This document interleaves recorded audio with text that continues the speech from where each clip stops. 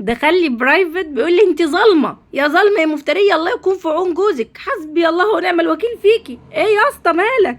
سؤال عميق جاي من عضوة وبيقول لي انا معايا 30,000 جنيه اجيب بيهم دهب ولا تكييف في الريسبشن؟ انا بحب شقتي والريسبشن عندي حر قوي.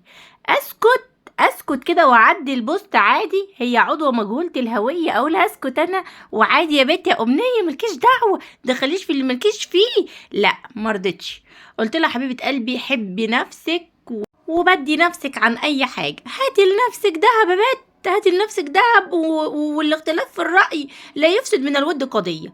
تمام يا ولاد، تمام يا ولاد. قلت لها بالنص كده يا ولاد، دهب ليكي انتي بس، حبي نفسك اكتر من الشقة. كان نفسي حد يقول لي النصيحة دي، طبعا ما بين مؤيد ومعارض وفيه في ذكر الخرتيت هو اللي بيضحك ده يا جماعة.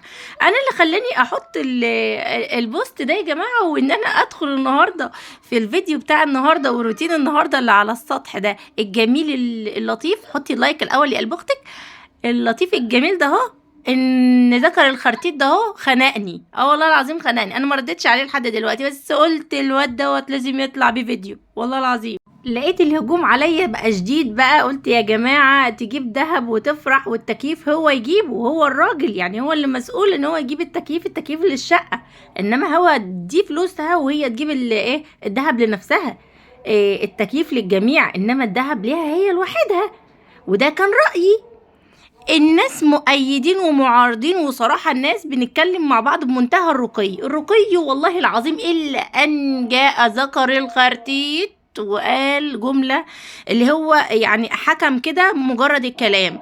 طب انت تعرف حاجة؟ لا، يعني حكم لمجرد بوست انا منزلاه ولمجرد رأي انا كاتباه يعني بما اني شفت اللي حواليا.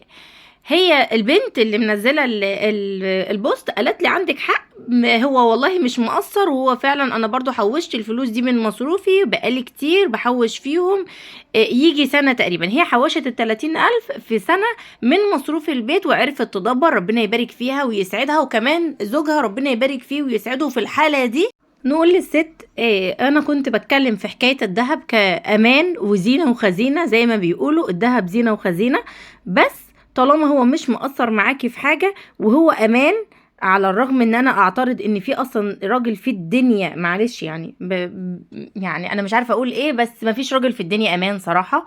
مهما كان والله لو كنت جايباه من على السجاده كده، انا دايما حاسه بكده. انا ما شفتش حاجه في حياتي والله، علشان ما حدش بس يحكم لمجرد ان انا بتكلم. الحمد لله الحمد لله انا ما شفتش حاجه في حياتي، ولكن من اللي حواليا حاسه دايما ان في غدر جاي في الموضوع. يعني دايما احساس الخوف متملكني، بس هو من ايه؟ من مجهول يعني والله العظيم بجد. فعلشان كده قلت رأيي.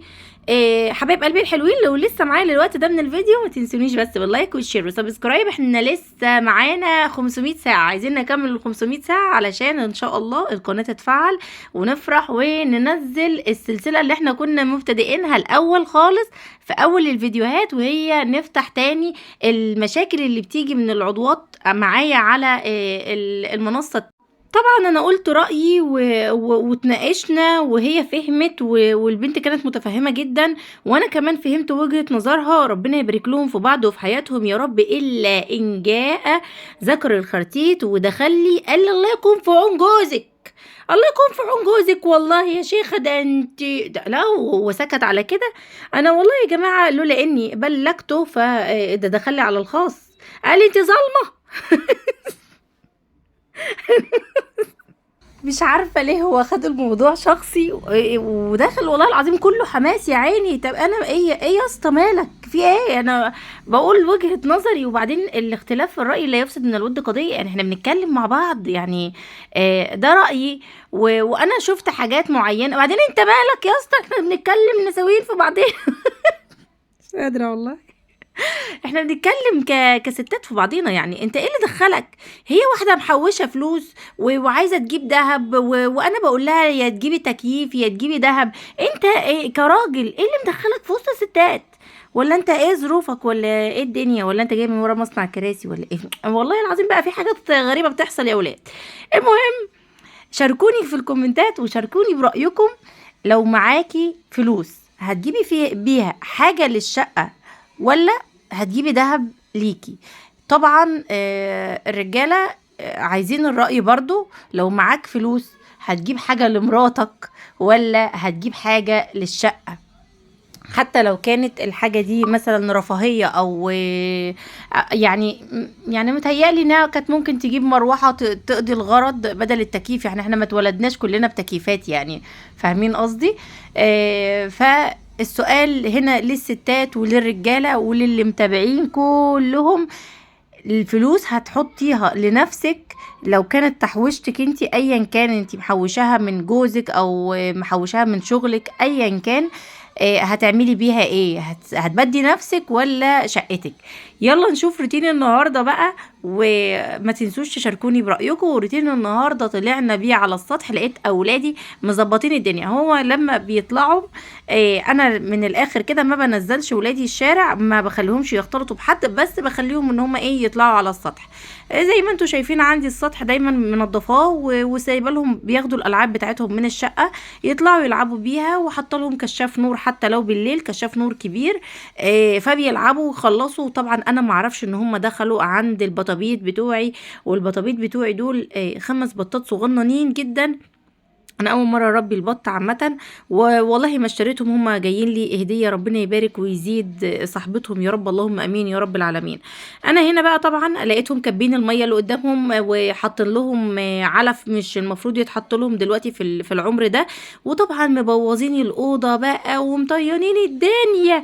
يلا يا قلب اختك انت وهي علشان نشوف روتين النهارده وننظف مع بعض كده. وما تنسينيش باللايك والشير وسبسكرايب، وتشاركيني برايك وتكملي الفيديو معانا للاخر، وكمان شير كتير كده لحبايبك. وده روتين حماسي من على السطح بتاعنا. لو عايزين ان انا اعمل الفيديوهات كلها من على السطح ان شاء الله، ونرجع للتربية تاني.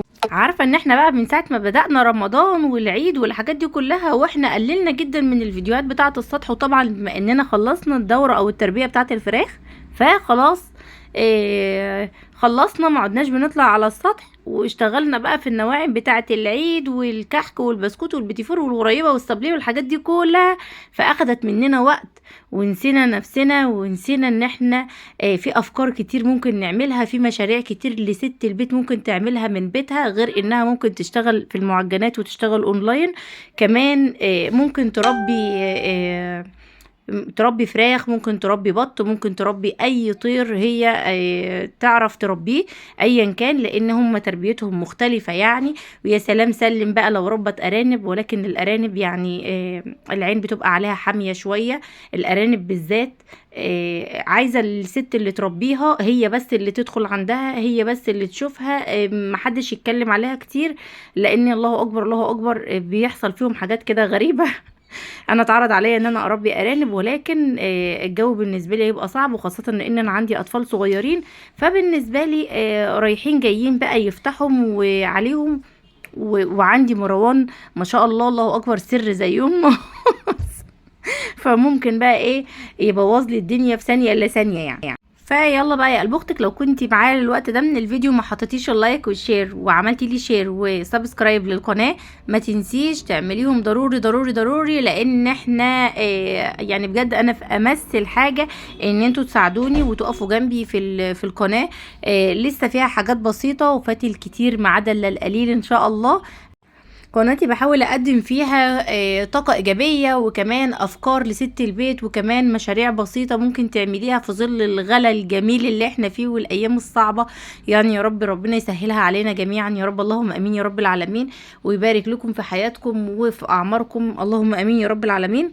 لكن الدنيا بقت فعلا صعبة، والدنيا بقت محتاجة فعلا ان هي ايد على ايد، بالذات لست البيت، ما تسيبش الراجل بتاعها او زوجها هو اللي يكون يعني بيصرف او بيعمل دخل لوحده للبيت، لان مهما كان البيوت الايام دي عادت عايزة اضعاف اضعاف اضعاف مضاعفة الفلوس اللي كانت بتدخل قبل كده.